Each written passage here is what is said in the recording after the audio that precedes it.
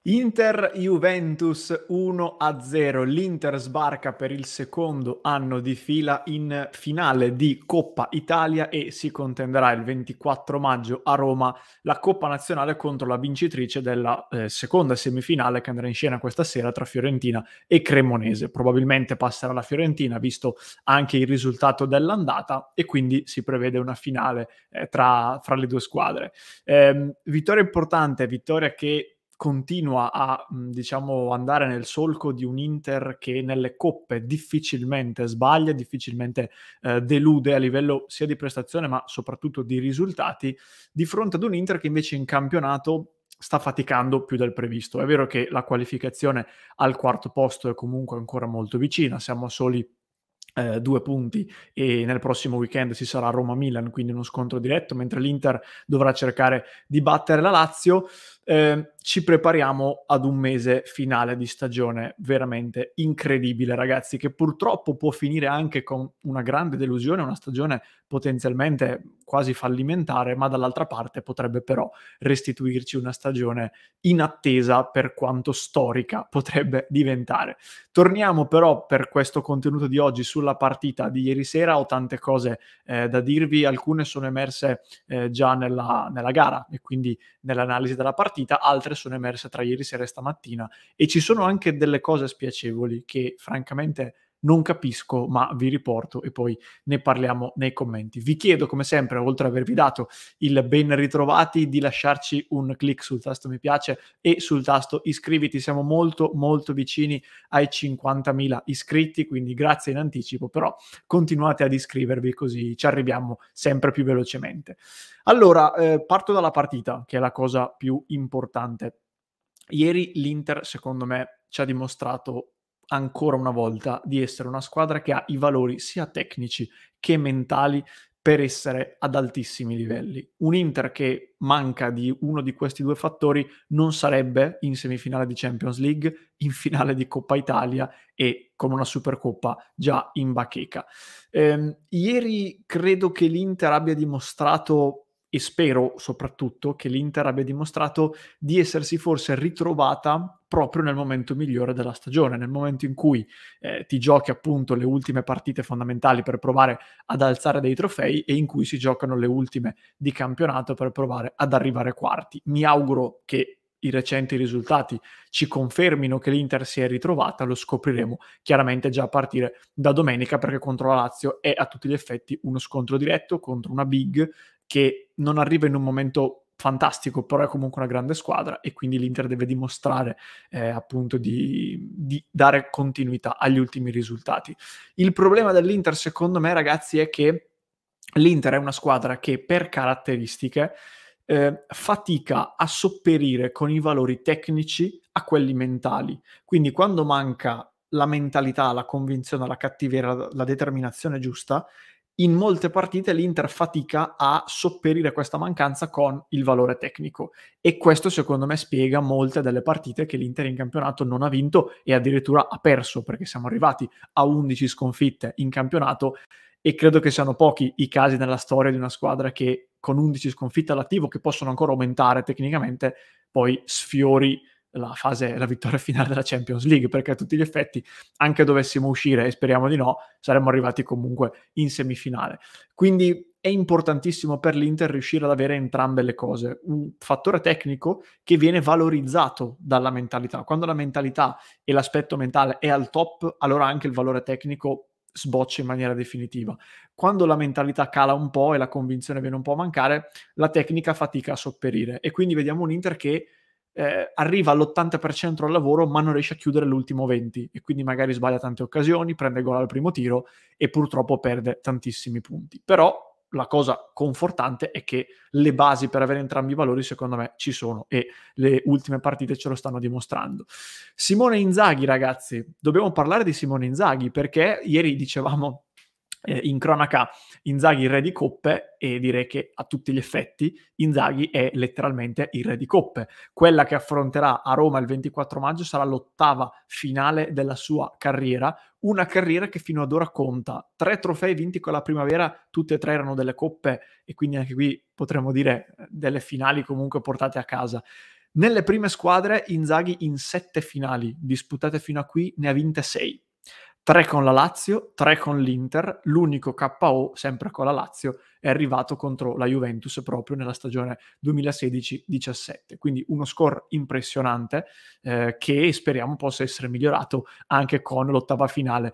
Consapevole, peraltro, all'interno di questa stagione di avere già una finale vinta, quella di Supercoppa contro il Milan di gennaio, e poi vediamo cosa succede in Champions League. Nel caso dovessimo arrivarci sarebbe la sua prima, ovviamente, in Champions League, però il feeling con le finali è da allenatore di primissima fascia. Poi sappiamo che Inzaghi ha tanti altri limiti, purtroppo non è perfetto e sicuramente deve migliorare nella continuità del campionato, perché altrimenti gli mancherà sempre questa cosa che è comunque molto importante. Però di allenatori che hanno questa capacità di preparare bene le partite secche e di vincere le finali, insomma, non sono tantissimi all'attivo nel mondo del calcio.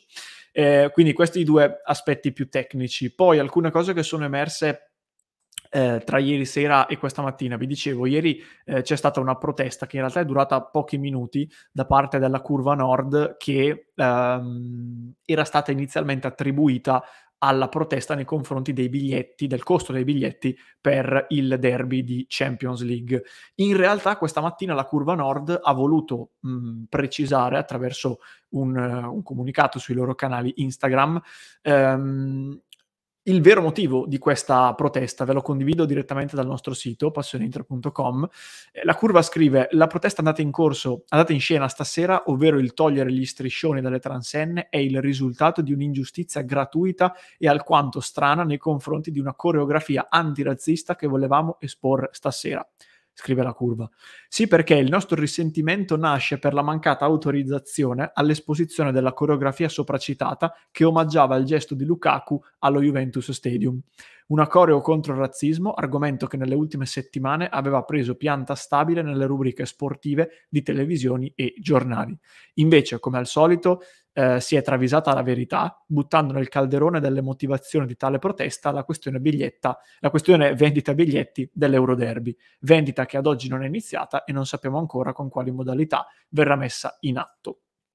Quindi, giusto per chiarire, la Curva ci tiene a precisare appunto che la loro protesta non nasceva per il discorso biglietti, ma per questa coreografia che poi non abbiamo visto in omaggio a Romelu Lukaku. La Curva poi si è resa protagonista anche di un altro gesto, in questo caso uno striscione, riferito a Samir Handanovic. È comparso nel corso della partita e recitava letteralmente: fieri del tuo senso d'appartenenza, Milano sarà sempre casa tua. E in molti, anche la Gazzetta dello Sport questa mattina, hanno rivisto in questo striscione una sorta di addio anticipato nei confronti di Handanovic, che come sappiamo ha il contratto in scadenza e non si sa ancora se rinnoverà, però comunque le possibilità che non rinnovi ci sono. Quindi la Curva ha voluto omaggiare quello che di fatto è stato un capitano molto serio, molto attaccato alla maglia, come dicono anche appunto i rappresentanti della Curva, e che nonostante diciamo un calo fisico piuttosto evidente dal punto di vista dell'appartenenza e della professionalità, direi che Samir Handanovic non ha nulla da invidiare a nessuno.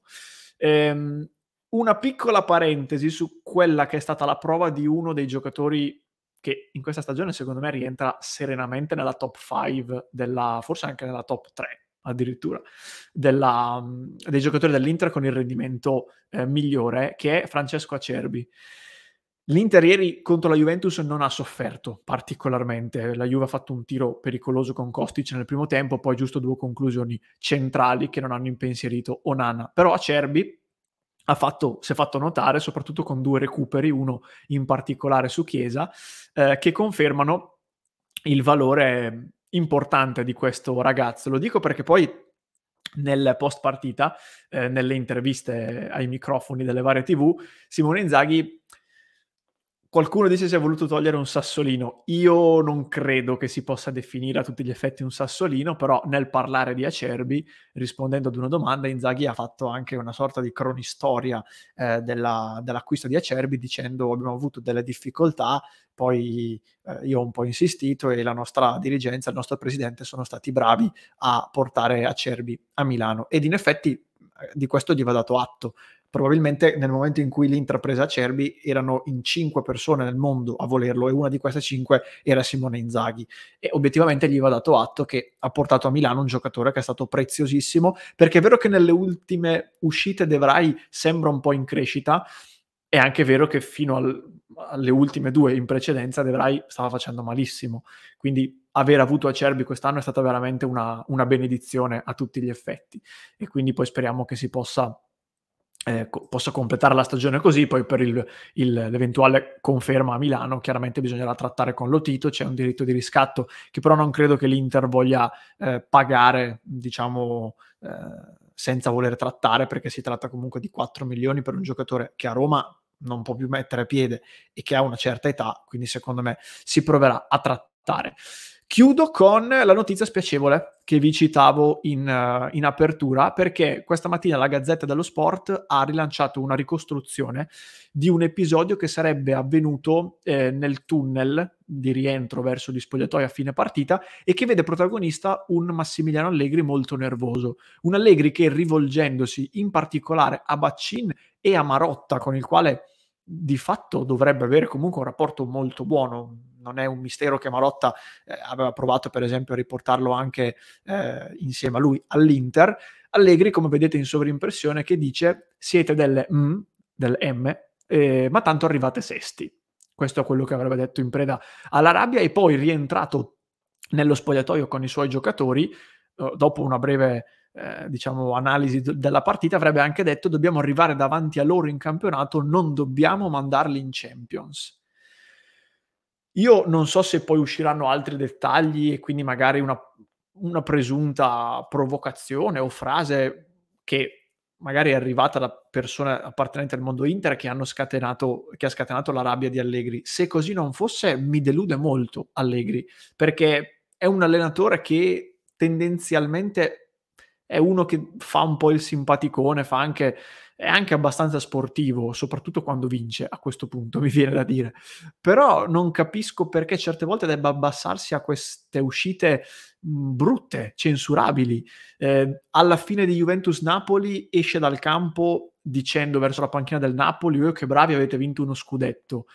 Ieri fa questa cosa qui, Landucci, il suo vice, insulta pesantemente Spalletti, pelato di M, gli dice ti mangio il cuore, c'è una roba che non sta né in cielo né in terra. Francamente, ripeto, non capisco, anche perché la partita l'hai persa meritatamente, la tua squadra ha fatto 2 tiri in porta in tutta la partita, non ci sono episodi particolari, arbitrali o altro su cui recriminare. Per quale motivo uscirsene in questa maniera? Non lo so, vedremo se usciranno altri dettagli nel corso delle prossime ore. Noi comunque su Passione Inter ve li riporteremo come sempre sul nostro sito e eventualmente anche qui sui nostri canali. Questo era tutto, ragazzi, siamo in finale di Coppa Italia, mi raccomando, si pone davanti a noi un mese veramente difficile ma molto stimolante, quindi noi qui su Passione Inter non vediamo l'ora di viverlo insieme a voi e di viverlo anche insieme al nostro club. Quindi vi ricordo anche www.passioneinter.club se volete entrare a far parte della nostra community e soprattutto sostenere il progetto Passione Inter, che può continuare a proseguire anche e soprattutto grazie al vostro supporto. Infine, oltre a ricordarvi ancora una volta il like al contenuto e l'iscrizione al canale, per chi mi segue in podcast lo trova in descrizione, se invece mi segui su YouTube, qui alla mia destra ti lascio il commento a caldo di ieri sera.